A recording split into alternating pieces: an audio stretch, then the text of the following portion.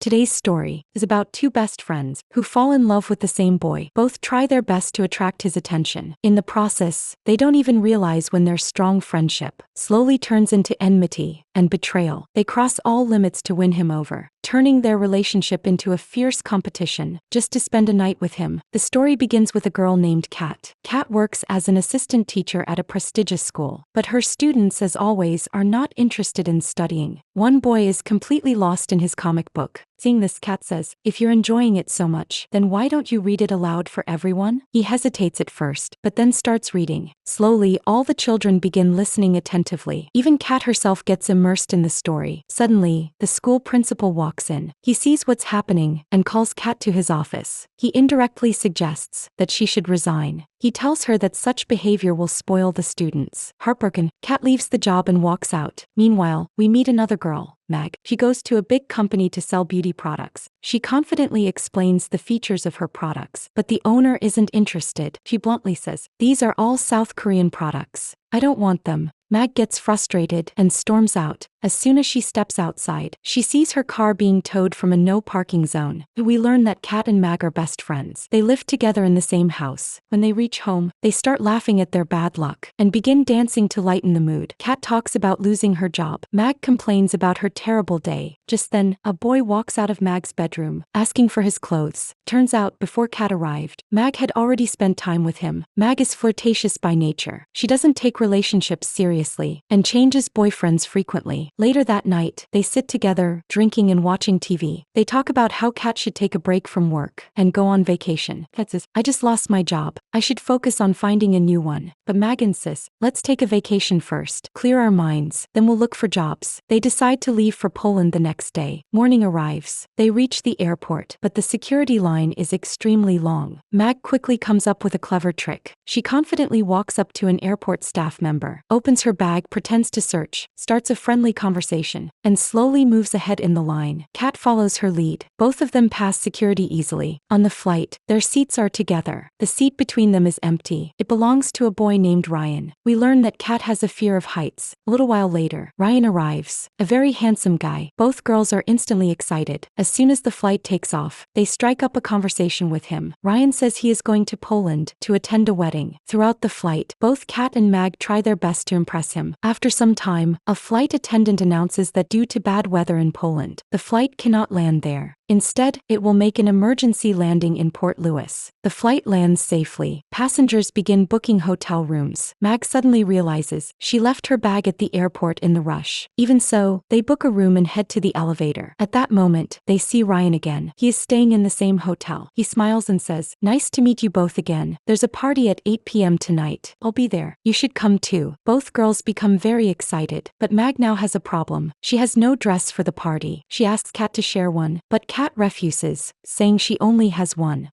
Kat wants to go alone and spend time with Ryan without any interruption. Night falls, and the party begins. Kat arrives first. She finds Ryan and they start talking. Ryan compliments her beauty. She feels delighted. After a while, Mag also arrives. She managed to arrange a sari. She looks stunning. Ryan praises her too. Kat feels a little jealous. Suddenly, three strangers approach Kat and Mag, flirting and asking to spend time together until sunrise. But the girls cleverly pretend to be undercover officers and get rid of them. A news report appears on the screen. The weather in Poland has worsened. All roads are closed. Ryan becomes worried. Kat and Mag reassure him, but deep inside they're happy. This means more time with him. Music starts. People begin dancing. Kat and Mag use this moment to stay close to Ryan, both trying to keep his attention on themselves. After the party ends, they walk back to their rooms. Ryan says, "Tomorrow, why don't we explore the city together? It'll be fun." Both girls agree instantly. Kat tries to follow Ryan to his room, but Mag quickly says, "I'll come too." In their rush to be alone with him, neither succeeds. All three go to their own rooms. Morning comes. They meet Ryan again to plan the city tour. Mag smartly suggests, "Let's go on a hot air balloon ride first." She knows Kat is afraid of heights. This might give her an advantage. Not wanting to appear weak in front of Ryan, Kat agrees. All three step into the hot air balloon. An operator is present to control the ride. As the balloon rises into the sky, Kat's condition starts to worsen. She started shouting, demanding they bring the balloon down immediately. Seeing her in distress, Ryan quickly stepped in to support and comfort her. His gentle words helped Kat feel a little better. But Mag, watching all of this, was clearly angry. Jealousy was written all over her face. Trying to lighten the mood, Mag took out a bottle of champagne, hoping a few sips would calm Kat. But as she popped it open, the cap flew straight into the eye of the balloon operator. He already had one bad eye, and now his only good eye was injured too. Panic spread among them. Without the operator able to see properly, the balloon went out of control. Somehow, they managed to land the balloon, but it was a very rough landing in an unknown place. The bumpy fall only worsened Kat's condition. Later, they returned to the hotel trying to recover from the chaos. After some time, they decided to go to the pool. Both Kat and Mag intentionally wore very short dresses, hoping to attract Ryan's attention. At the pool, they saw Ryan again, trying to impress him. The situation quickly turned into a silent competition. They started jumping into the pool one after another, trying to outdo each other while Ryan and other guests watched with amusement. But things took a dangerous turn. Mag grabbed a chair, planning to jump over it into the pool to impress Ryan. Kat immediately tried to stop her. Mag didn't listen. He jumped anyway, but she miscalculated and hit her eye hard on the chair. The impact caused serious pain. She was badly injured. A little later, they noticed Ryan leaving with his luggage. They rushed outside and asked why. Ryan said he was going to Poland by road with a man named Craig. Immediately, Mag saw this as an opportunity. "I want to come with you," she said. Without wasting time, she grabbed her luggage and left with Ryan. Kat hurriedly joined them too. Inside the car, Craig said, "It'll take about 17 hours to reach Poland. It's going to be a long journey." But for Kat and Mag, the real problem wasn't the journey. It was the seating arrangement. Kat was sitting in the front seat with Craig. Mag was sitting in the back, next to Ryan.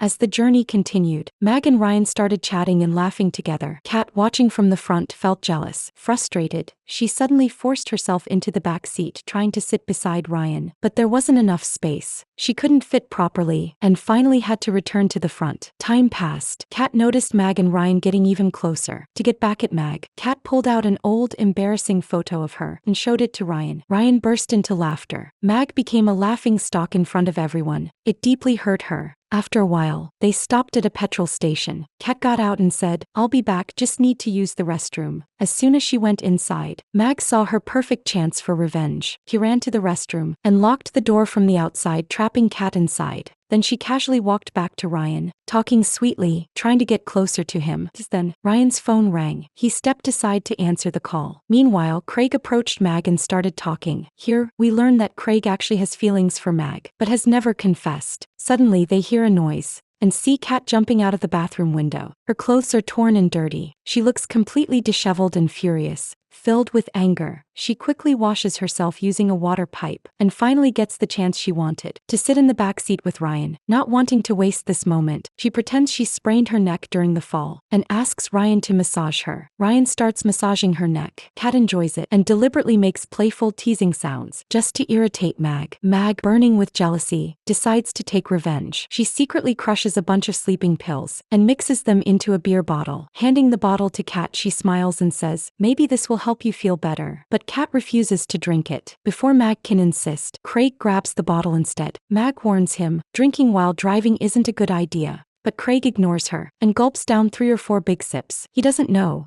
the beer is filled with sleeping pills. Night falls. Everyone in the car slowly drifts to sleep, except Craig, who is still driving. But soon, the sleeping pills take effect. His eyes close. The car swerves out of control and crashes into a roadside billboard. Everyone wakes up, terrified, but fortunately unharmed. Eventually, they reach a hotel and decide to book rooms for the night. However, the tension between Kat and Mag had reached a breaking point. Neither of them wanted to stay together anymore, so they booked separate rooms, behaving coldly toward each other. Later that night, Ryan and Kat met in a quiet corner of the hotel. Ryan looked at her and said softly, "Where have you been? I was looking for you." He continued, "You and Mag are always together. I never got the chance to say this, but I like you." Their conversation grew more intimate. Emotions took over, and soon, they started kissing. One thing led to another. Ryan took Kat to his room. The night unfolded passionately, so much so that even the furniture in the room got knocked over during the chaos. The next morning, Kat looked extremely happy. At breakfast, she met Mag. Mag smirked and said, "Ryan was with me last night. We spent the whole night together." Kat, confident in the truth, simply smiled. She knew she was with Ryan, so how could Mag be telling the truth? But as the conversation continued, they both realized something shocking. Ryan had spent the night with both of them. Just then, Craig arrived furious. "Ryan has stolen my car and run away," he shouted. Before they could process anything, an argument erupted between Kat and Mag. All the frustration, jealousy, and betrayal they had held inside exploded into a physical fight. The fight became so intense that the hotel staff called the police. A female officer arrived and took both of them into custody for damaging hotel property.